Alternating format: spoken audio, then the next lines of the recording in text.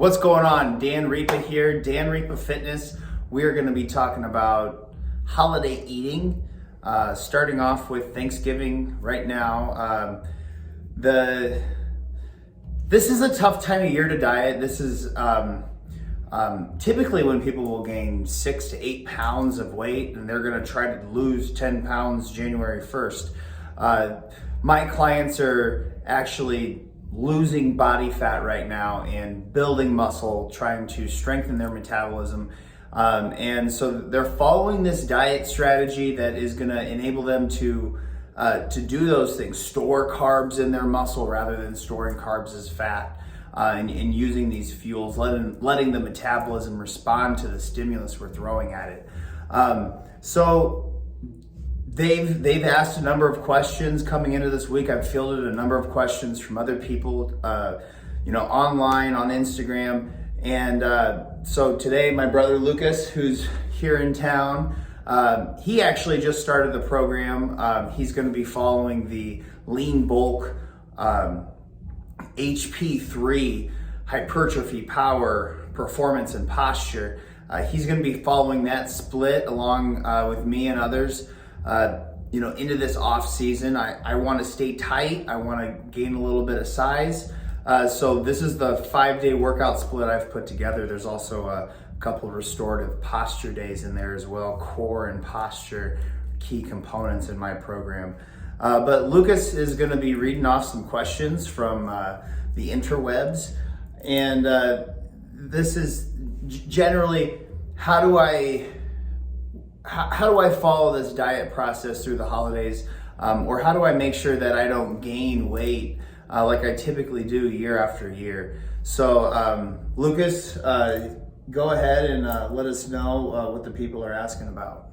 Yeah, so with myself being in this program as well, I think these are some great questions to try to stay on track while I'm doing the program. The first one is, there's a misconception that you're going to be eating a lot of food during Thanksgiving, and so and probably eat over your macros in a meal. So what's the best way to go about staying within your macros? Do you not eat the meals that you would have leading up to it to save them for your Thanksgiving meal, or how do you go about that? Yeah, it's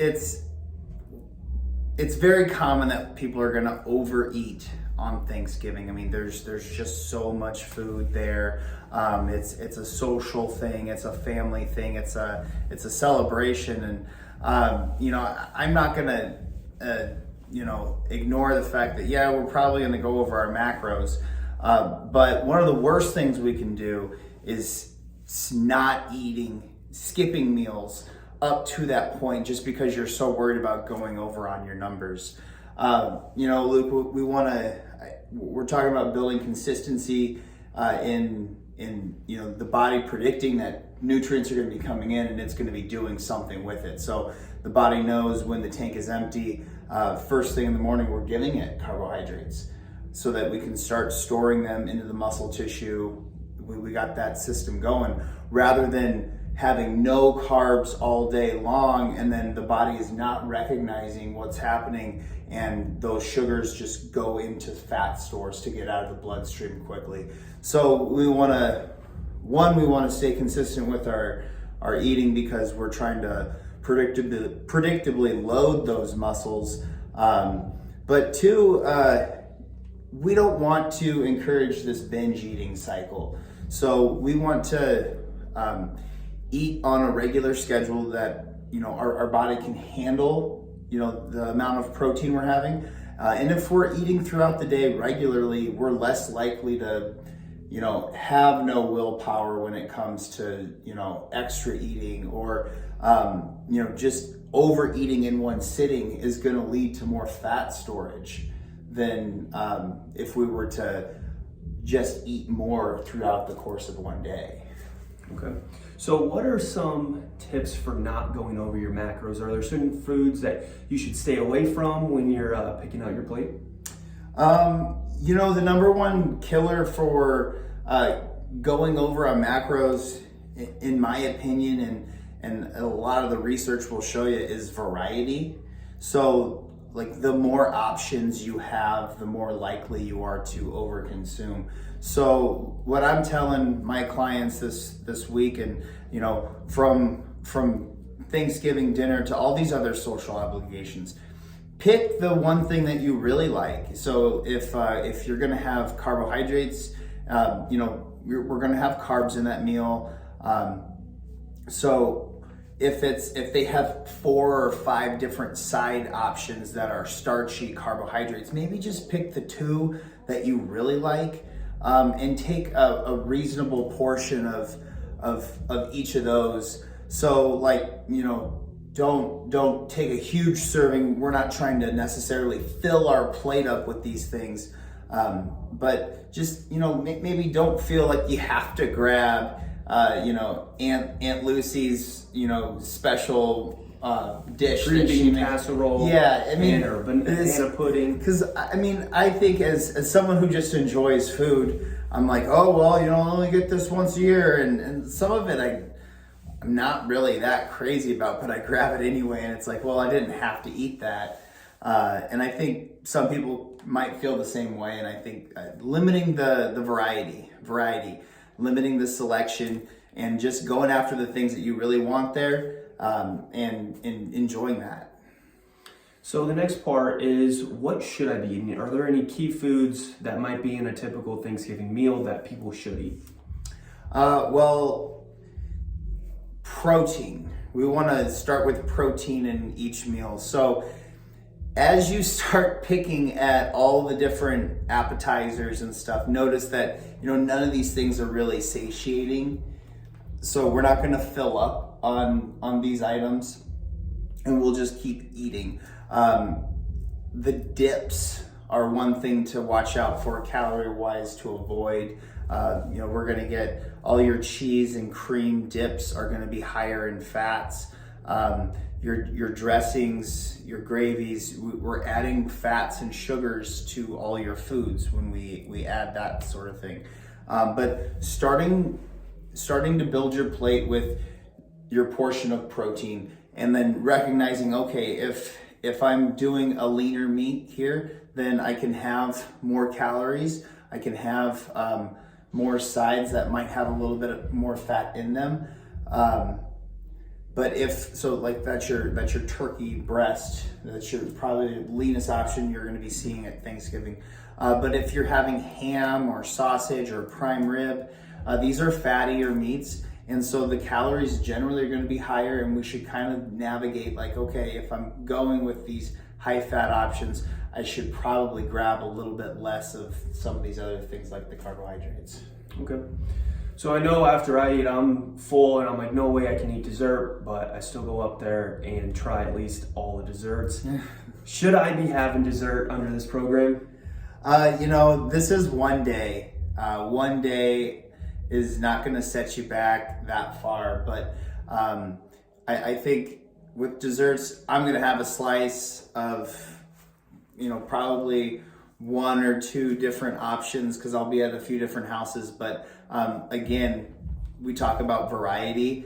I would suggest thinking, we said I want a slice of this, slice of that. If you're at multiple houses, pick 1 at each house, and then that way everyone's happy. But limiting yourself is the tough part with dessert. Okay. But it's one day. Now, could I just count this Thanksgiving meal as a cheat meal under the program? Yes. Exactly that, and think hey, if I get 1 cheat meal a week, this is that cheat meal. But on the other side of the coin, I want you to be active the day of Thanksgiving. So get out, at bare minimum, go for a walk. Play some football. Do something. Go hit the gym beforehand. See if we can take advantage of that anabolic window, so that we have that extra wiggle room calorie-wise in that post-workout meal. All right, and last question is, I know myself, I'm going to be having a couple drinks with family members. What's the best way to enjoy some cocktails over Thanksgiving? Alcohol is always going to be present when we get large gatherings, especially on holidays, and and sometimes even more so with family. I would say number one, wait. Don't start drinking before you get there. I know if you got some nerves or whatever going over to the family house, like, don't pregame. What that's gonna do, that's gonna inhibit the amount of willpower you have to follow some of these suggestions. It will lead to more overeating and maybe even some arguments at the family table. So don't pregame. Wait until you start eating dinner, or at least have your first drink with dinner. That way, we're gonna have a few less drinks overall. But regardless, I'm not a firm believer that one alcohol is gonna be better than the other alcohol as far as like what's gonna help you lose weight. Have what you want to have, enjoy, but practice keeping those numbers lower, the total number of drinks lower, and kind of limit yourself to 2 or 3. Just be social and have fun. Great. Well, that's all the questions we had here. Thanks, bro. All right, Lucas, thank you. And there will be a couple more videos coming out, concerning some of these holiday questions. This is Thanksgiving. I want you guys to all, recognize, like, you might be doing this program right now. You might be nervous about gaining weight, or you really might be motivated, and that's awesome. But remember too, this is a holiday season. This holiday in particular is about being grateful for what you have and those around you. So don't get so bogged up internally about stress eating or any of those things. Navigate. Know the things that you're going to have. Know what is going to be the right choice for you. Check those boxes, but then be present and enjoy the moment with your family. Don't worry so much about how the calories go. We got plenty of time to work out. And then the following day,